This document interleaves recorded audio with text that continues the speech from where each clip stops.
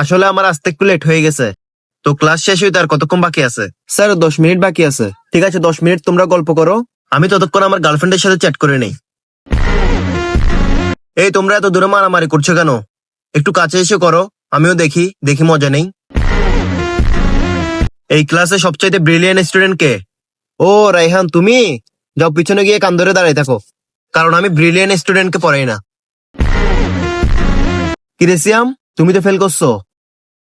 500 টাকা দাও, শুধু ক্লাসে না পুরো স্কুলে সারাই দেবো তুমি যে পাশ করছো।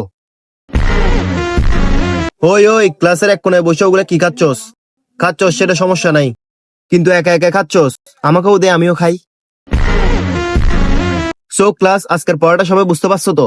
স্যার আমি এর আগের লাইনটা বুঝি নাই। আরে কি পড়াইছি সেটা আমি নিজেও জানি না, তোমাকে আমি একটা ইউটিউব চ্যানেলের নাম দেবো, সেখান থেকে তুমি বুঝে নিও।